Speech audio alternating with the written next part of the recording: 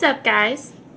So, a few weeks ago, or whenever it was, I had put out a poll on Reddit asking some people for giving some ideas of for some ideas for videos, and gotten some responses about. And one was, what if I ranked the books, like my favorites of the books? And someone said, you can't rank the books. They're like the best books of all time. And they actually compared it, which is fine, to like the Bible. And I thought about it. I'm like, well, I have favorite books of the Bible. I have favorite verses. I have a favorite of the Gospels. Like Ephesians is my favorite book of the Bible. And my favorite book of the Bible, period.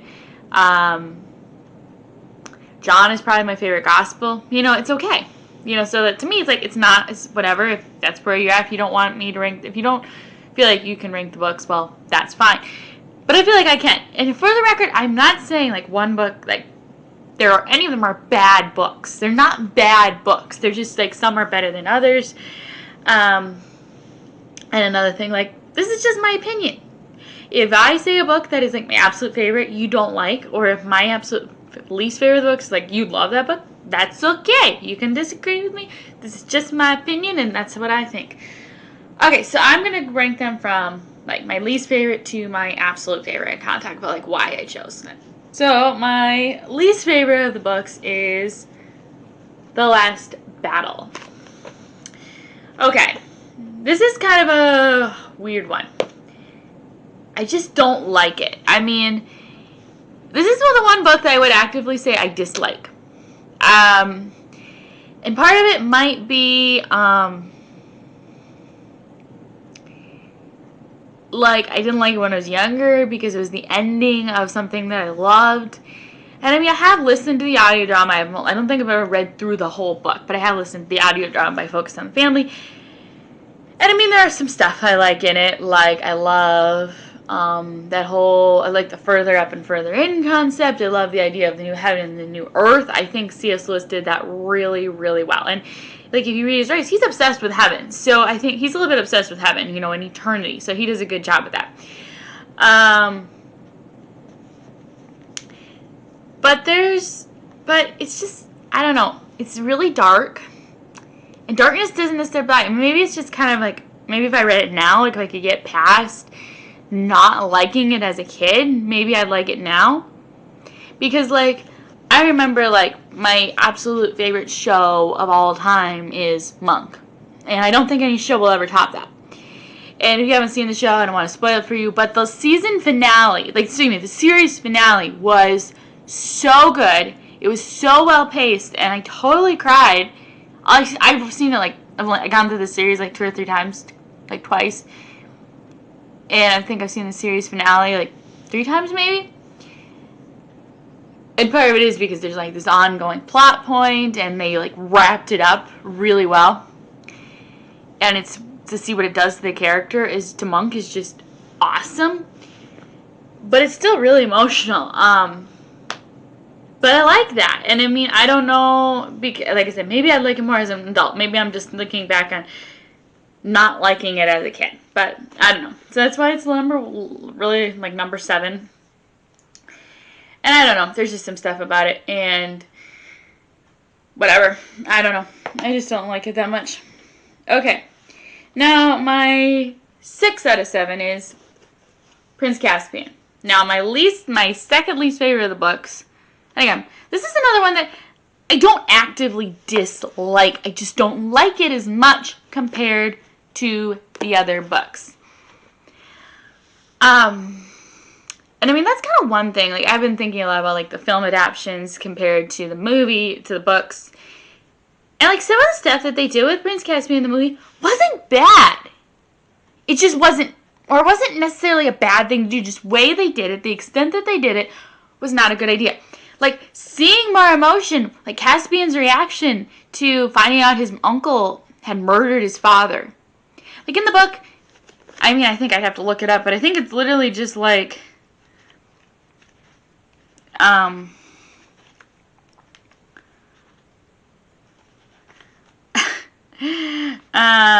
it's literally just like,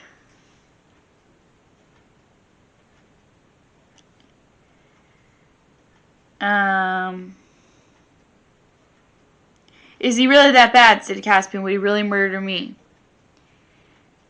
He murdered your father, said Dr. Cornelius. Caspian felt very queer and said nothing. Okay. Now, maybe Caspian already knew that his father had been murdered by his uncle. Maybe he already knew. So it was okay that they did that in the movie to me. That was okay. I mean, that they, maybe not as crazy it was. And I mean, I don't know. I had a lot of issues with it. And like what they did with the duel, that wasn't bad. Playing up the drama, because the duel is kind of underwhelming in the book. I mean, and here's the thing. Like, I've been talking a lot about how much I love The Lord of the Rings. And I didn't talk a lot about the battles. But honestly, the battles don't bother me. It's fine. But I think that's because it's supposed to be that way. It's not supposed to be that way in the movie. And I mean, adding a little extra didn't hurt. Spice up, beef up the book. That was fine. But I don't know. And it's not my favorite of the books. I mean, the story's good. But I don't know. I don't think the dynamics are as strong as some of the other books. I don't think the spiritual elements are as strong as some of the other ones. It's just kind of, I don't know, not my favorite. Okay, now we get to, this might be shocking, and I feel like this is where I can make some enemies. My third on my list is The Lion, the Witch, and the Wardrobe. Yeah, I put 4 of the books over The Lion, the Witch, and the Wardrobe. Again, this is another one that I really love. I just love the other ones better. And I mean, again, maybe I'm just comparing it to the movie. Because this is the one movie, this is the only movie that I don't know, I've not read the Lord of the Rings books. Okay, that's not true. I have seen some movies that are made. I mean, sometimes really fantasy books, sometimes the movies are better. I mean, Anne of Green Gables, the movie is better, apparently. I mean, that's a lot of people's opinion. The movie is better. But, I don't know. The movie, I have to say, The Lion, the Witch, and the Wardrobe movie is better than the book. Yes, I know. That was the gasp heard except a lot of things around the world. Except I think a lot of people maybe feel that way. And I mean, I'm not saying that it's a bad book. It's a great book. The story is wonderful. Of course, it's the gospel portrayed really well. It's like a parable. It's really good.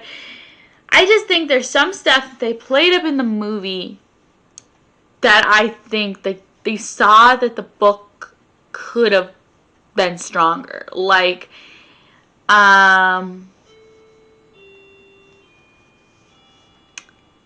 the Edmund's character arc. It's in the book, it's just not as strong to me. And I mean, did I really care about the difference between they all rushed in the camp and they were all preparing to battle, to rest when they rescued him, the witch's camp, versus how it was in the movie, in the book? Not really. I mean, I don't think that, but really, it can take or leave that. But how they changed the family dynamic, that was so good. And I'll talk about this forever. It bugged me so much as a kid, listening to the audio drama, reading the book, the way Aslan won't allow Lucy just a few moments to be with her brother, make sure he's going to be alright. Now, maybe the Cordeal works a little differently in the movie, in the book, than it does in the movie, where it's not like he's instantly healed. It's like it takes some time. But if they had followed the book exactly, we would not have one of my favorite scenes in movies, period. It's certainly my favorite scene in all of Narnia. Not the Narnia movies, the books are way better. So, I don't know. It's just it's really good, and there's a lot of things I love about it. It's just not my favorite.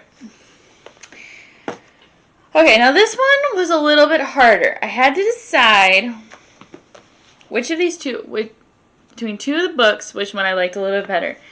And I have to say, I like my My fourth of the books is Silver Chair.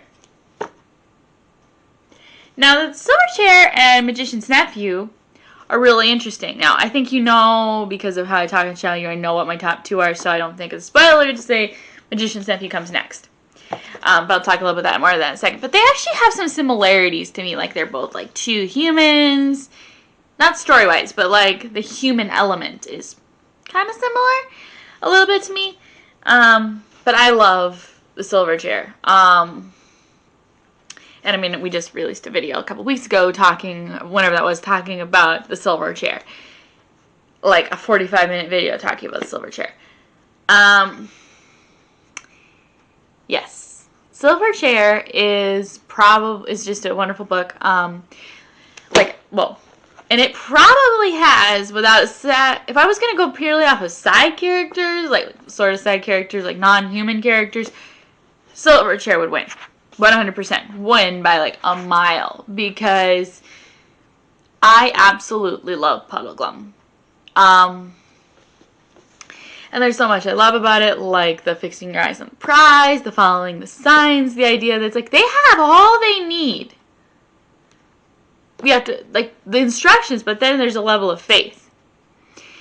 And I love that concept because it's really easy, like, when, like, for me, being a Christian, I've been a Christian a long time, there are times where I'll go through seasons of, like, being really, really feeling like I hear God's voice. Like, directly hearing God's voice. And then there's times where it's just, like, I hear him, but, you know, like, my prayer time is pretty whatever. You know, it's good, always good, but it's just, it's different. And, yeah, it's different. It's really good, but whatever. So, yes, I love that ideas. I love that whole speech, with, like, Puddleglum's whole speech about live like a Narnian. It's just kind of whatever. It's so good. There's some of my favorite scenes. It's probably one of my favorite scenes in the Chronicles, which is which is the whole Stand Beyond the Fire, the Princess Enchantment, that kind of stuff. And it's so good. And, like, I mean, there's, like, some interesting stuff, like Caspian getting to see our world. That's, like, the first time, like, Narnians come into our world. That's the only time in all the books. And it's great. I love that part of it. And I was actually thinking about my favorite of the books. Like, one thing that kind of sets, like, these books, like, my top 4 apart from the other 3 is I can think of, like, a specific scene in each of those books that's, like, my favorite. Like, sometimes it's more than one scene. Whereas the other book is, like, it's a good book. I like it. It's good. So, it's just kind of whatever. It's my favorite. One of my favorites. Now we have come to my number 5. Or number 3, if you're counting, like, my absolute favorite. So, The Magician's Nephew. Oh, I love The Magician's Nephew. And I realized that we had an issue filming this video that we made talking about The Magician's Nephew, so I'm going to talk about it a little bit more, because we've already talked, like, extensively about most of the books. So, yes, like, The Magician's Nephew.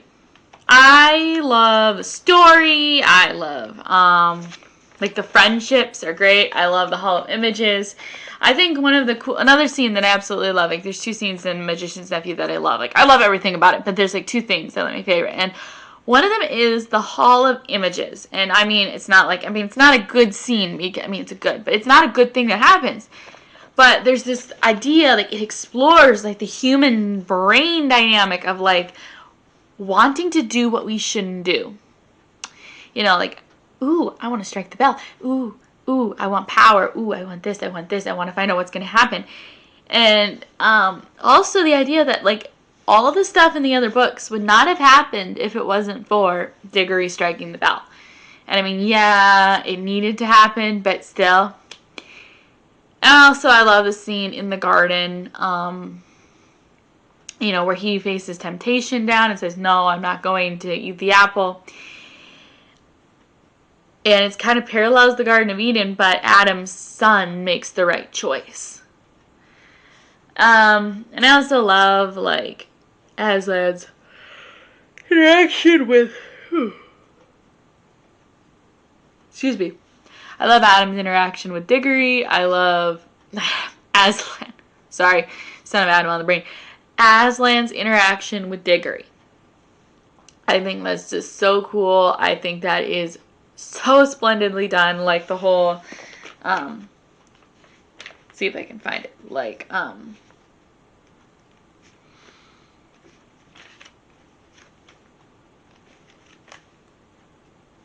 you know, he's, you know, Diggory isn't even looking into Aslan's face, and then when he tells look up, he sees he's crying, and I think this is so, like, much a parallel of, like, Mary and Martha and Lazarus, that kind of stuff. It's just so cool.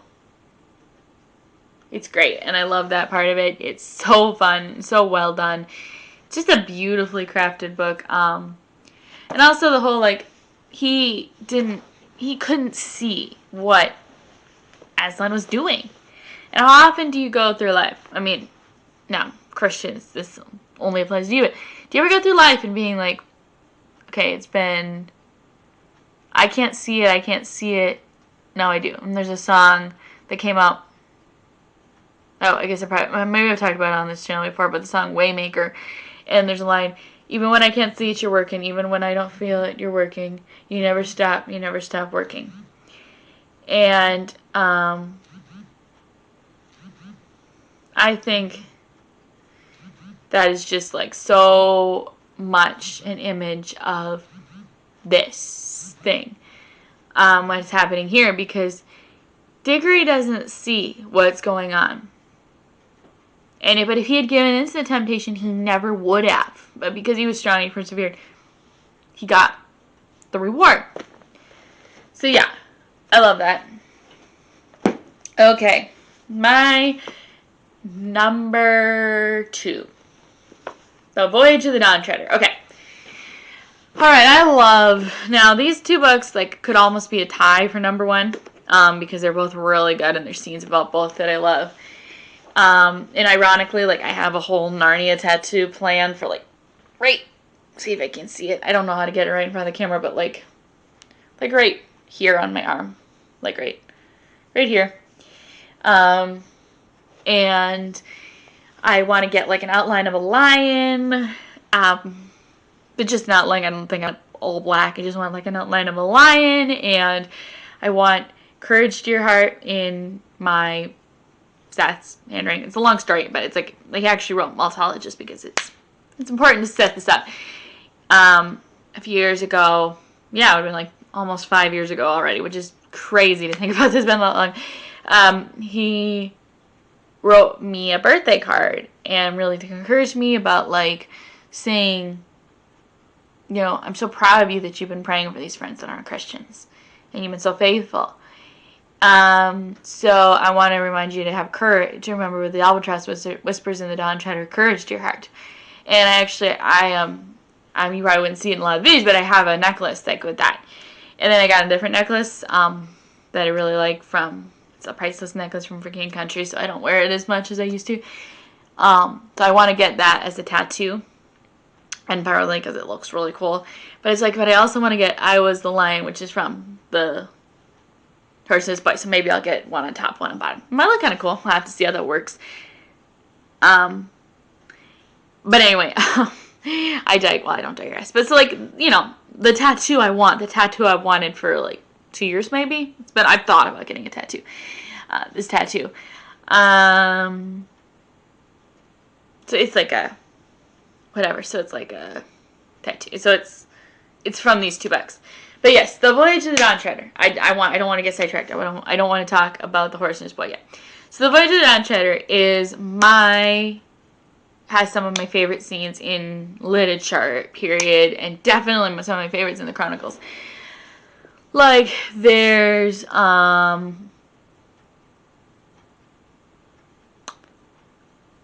Sorry. So there is, like, I love the whole undragoning of Eustace. And this is another thing, like, we're going to go back to the movies a little bit again. Because, like, we touched on the movies with the other two books that have been made in movies. I think the more I'm thinking about, like, I listen to other people talk, I like the Dawn Treader less and less. Now, visually, it's gorgeous. Like, the water and the musically, it's gorgeous. The water, the green mist, it's good. But whatever. Anyway, but one thing that they did, and here's what I think as a movie director. If I were a movie director, and now, I mean, I hate to, like, sound critical, but if I were a movie director, I honestly have to say I would have taken a PG-13 rating to do the undragoning of Eustace right. Because it's such a crucial element. It sets the whole book up. Now, did I mind that they changed the geography? That wasn't the worst thing that ever happened. I mean, it was fine. It didn't hurt to see Eustace being a pill longer, but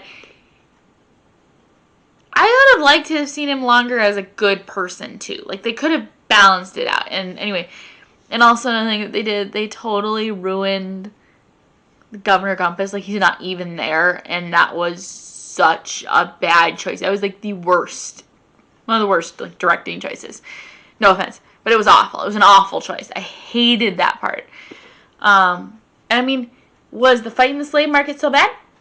Not necessarily. It was kind of cool. It was kind of a swashbuckling pirateer feel. And, like, I just watched the Pirates of the Caribbean movies, and pretty good. Like, I like the swashbucklingness. But anyway, but, like, I don't know. It wasn't a bad thing, but I really didn't like that. But anyway, so I want to talk about the book. I'm not talking about the movie. I'm talking about the book. Sorry. I digress. But the book. Yes, the book is so good. I love the undragoning of Eustace. It's such a gorgeous, gorgeous picture of sin in our life. Well, not really gorgeous because it's ugly, but it's such a picture of the sin in our lives. And how dealing with sin is not pretty. Dealing with sin is not easy, and but is it worth it? Oh, and is it so totally worth it? Absolutely. Like, it's 100% worth it. Like, you can sit in your wallow in your sin, or you can, or you can just try to deal with it yourself. You can, like, try to scratch your skin off. It's not gonna work. You need Jesus to come in and say, you'll have to let me help you. Jesus comes and says, you'll have to let me help you, and you say, okay. And you lay yourself down on the altar, like Eustace kind of does, and he'll rip it off, and it's going to go right into your heart. It's going to hurt like crazy. But like Eustace says the line, it's so good. The only thing that made him able to bear it was the pleasure of feeling the skin peel off. And I'm like, yes, that is it. That is so key. And they wrecked it in the movie. They totally wrecked it. I mean, it wasn't the when it happened that was the problem. It was how it happened. It was awful. It was awful. I mean, I wanted to see more of, like, I don't know, do I like gore? Not necessarily, but if it's necessary, it's okay. Okay, anyway, so yes. And the other scene I love is the Dark Island. And, like, the movie actually did this okay. It was okay that they played up the importance of Dark Island. But, like, the albatross, and again, we're going back to crucial. The albatross is not really...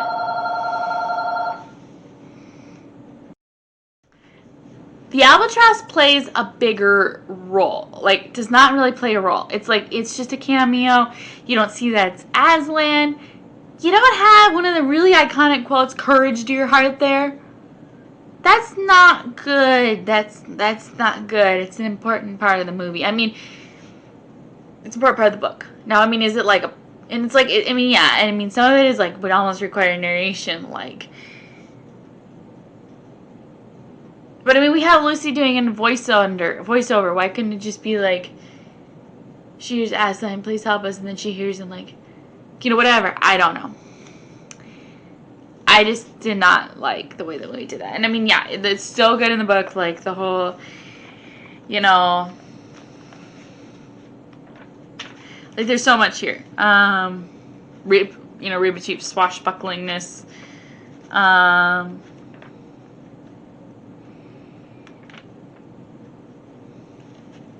You know how she's like, she said,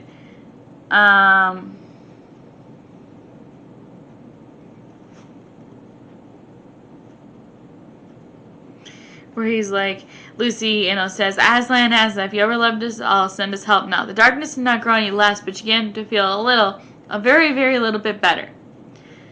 And then they like see the light, and then they have, and then it says, but no one, and then it goes the albatross, but no one except Lucy knew that as it circled the mast, it had whispered to her, "Courage, dear heart," said the voice.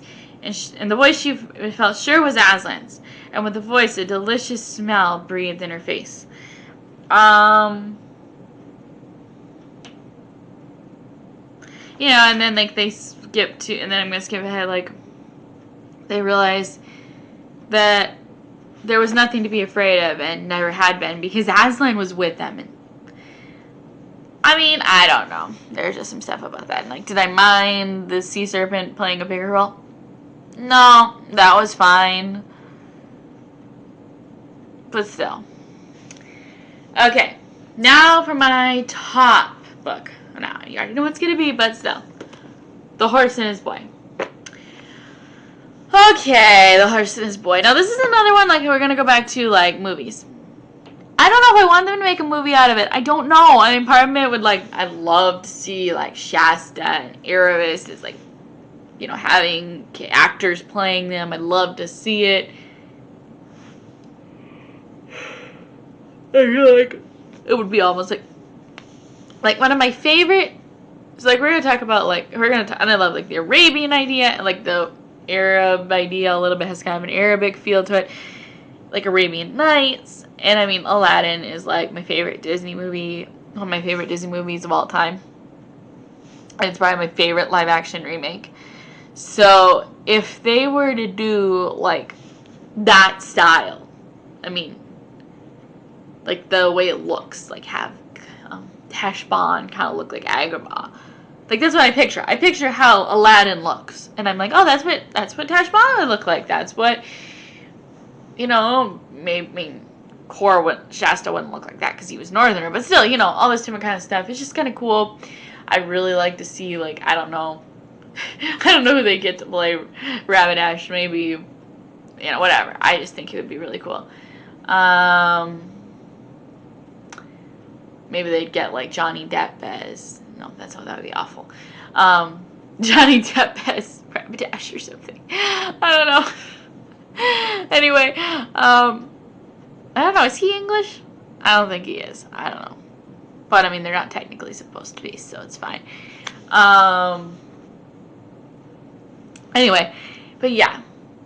I love the Horse. I'm digressing. I'm getting distracted. I'm being ADD. I'm being squirrel brain right now. Oh, sorry. Have some pipes.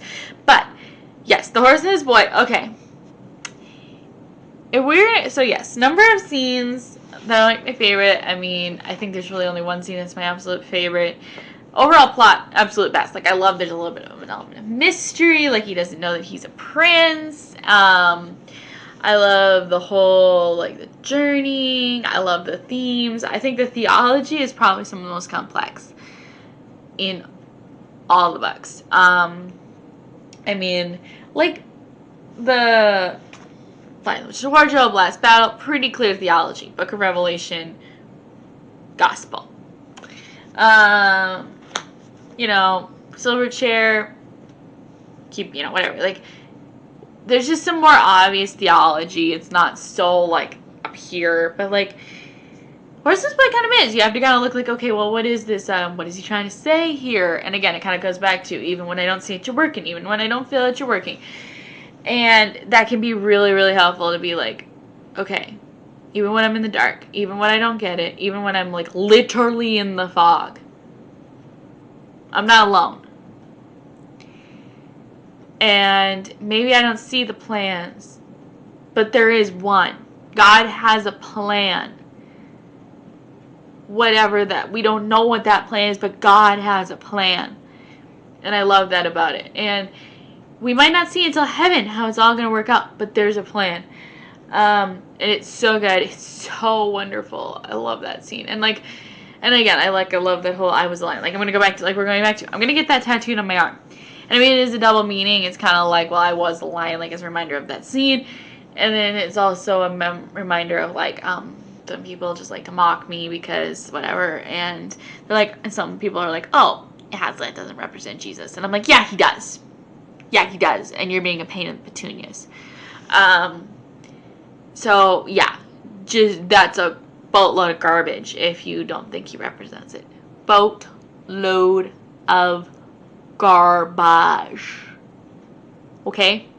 Boatload of garbage. Anyway. And I mean, we didn't even get to, like, oh, we gotta go back to the point. I'm trying for a second. Sorry, we got to. Because another scene that I love is the very end, toward the end, where they're like, where Lion says that wonderful quote where, you know, in your world I have another name. That is one of my favorite quotes of all time. I love that. Anyway, so yeah, but I love that, but elements of the horse and his boy. I love the fighting, again, like the adventure story. I love the talking horses. I even love the title. I love how it's like, it's kind of the most sarcastic title of all the books, and I love sarcasm, where it's like, the horse and his boy. Like, the idea, like, Shasta is not owned Bree. Bree owns Shasta. And I just really like that, and it's so good. So, yeah. That is my ranking of the books. I will hold them up, and I don't know if you can see it, but yeah, this is my definitive ranking of the books as far as my opinion goes. And if you disagree with me, again, that's totally okay. You can say, oh, I like this one better. So yeah, what's your favorite of the books? What's your least favorite of the books? Is there like one scene that you think is like makes the book for you, or do you love the whole book just because of the story? Like, I mean, I don't know. I'd love to hear what you have to say. And also, don't forget to like, share, comment, and subscribe. And I will see you guys soon. Bye.